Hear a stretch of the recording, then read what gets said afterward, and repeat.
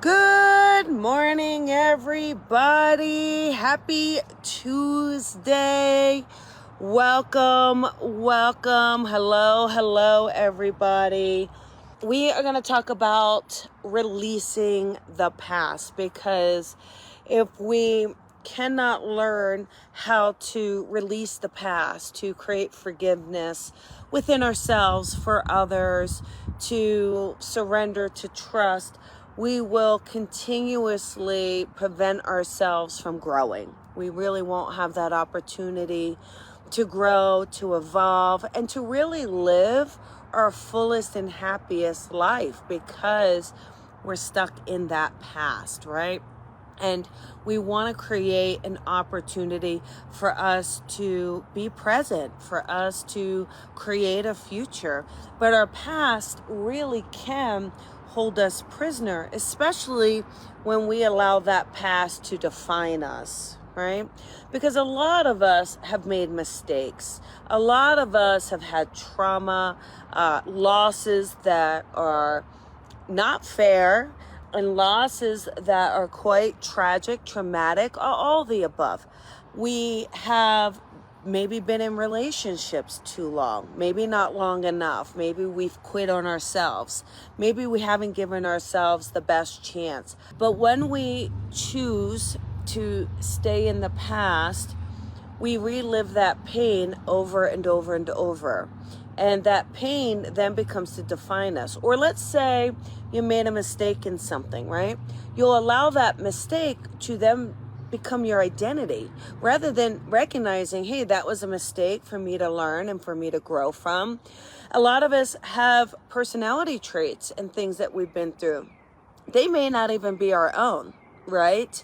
They may be the nurture versus nature coming in, that maybe we were raised in a violent environment, or an unloving environment, or an environment with scarcity, or again, maybe there was some trauma, some tragedy. Everybody has their own experiences. Your experiences are absolutely your own. They very much are. But when we can learn to recognize that perhaps they're part of our path for another reason, perhaps there's no reason, right? Perhaps it doesn't seem fair. But the longer we hold on to it and it holds us hostage, the more control we're giving to that energy, to that past that certainly doesn't serve us. It's the same thing when we're feeling a sense of loss around a loved one. Very difficult, right? Because, we may want to be with that loved one, around that loved one. But at some point we have to recognize that we have to allow ourselves to continue to move, to continue to live, to continue to grow. Doesn't mean we're not loving and we're not grieving and we're not with that person. But really it's about maybe evolving and developing that relationship from this realm to the next realm. And knowing that, of course, our loved ones are around us. But when your past starts to really come into play and clash with who you are today, what are you about today? What is in alignment with you today? Then you'll start to see it preventing you if it's not in alignment. So just learning to release, maybe there's anger, disappointment, the sadness, perhaps abuse, and in all forms, and really just saying, hey, how do we let that go? So looking at your life, what is it you wish you could release? What is it you wish you could let go of? What do you wish you could surrender to? Rather than recognizing, oh, it's been done to me, it's the same thing always and always. Because if you tell yourself this story, you will manifest that story. You won't even create an opportunity for a different story to be told, a different ending to be had.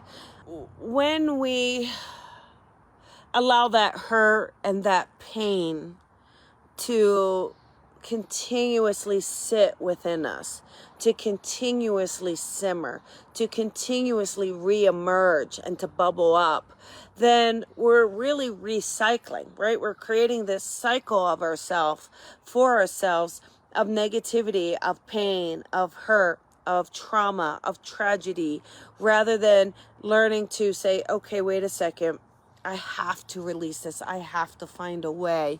And that's difficult. It can be very, very difficult. It can also be very proactive, right? It's a very proactive thing to heal. It's a very proactive thing to forgive. And sometimes our mind wants to, but then our heart doesn't, or vice versa, or we can't. We get stuck because that story will repeat itself over and over and over. So what can we do? One thing we can do is to bring ourselves into presentness.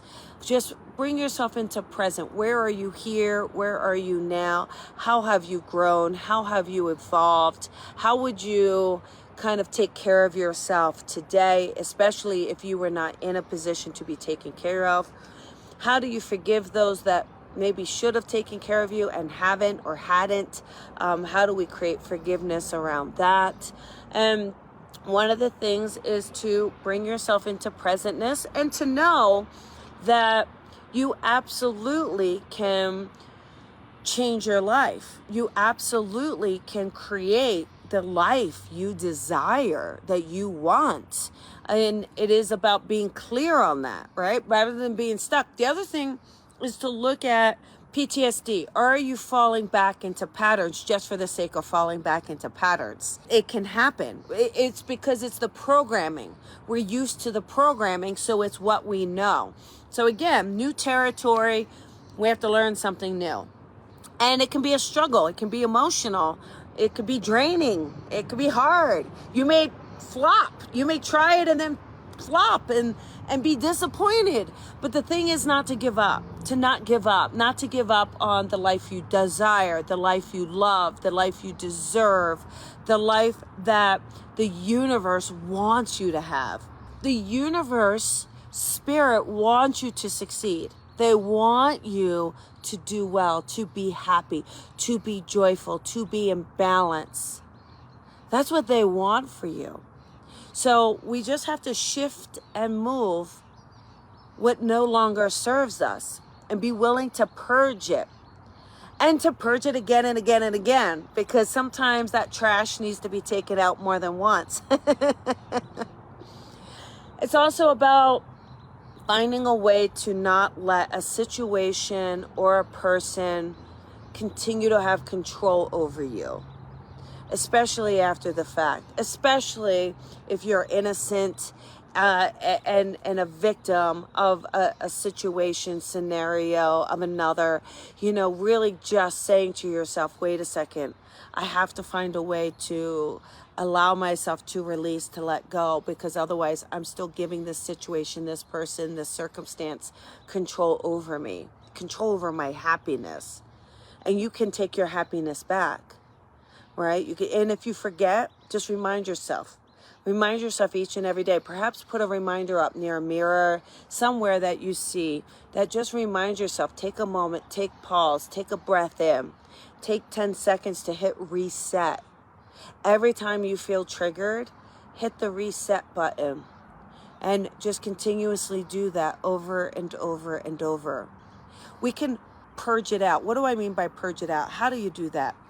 Sweat it out is a great one. Sweat it out, write it out, throw it out, punch it out, whatever it needs to take to get it out of you. And there's not just one thing for everyone. Meditate it out.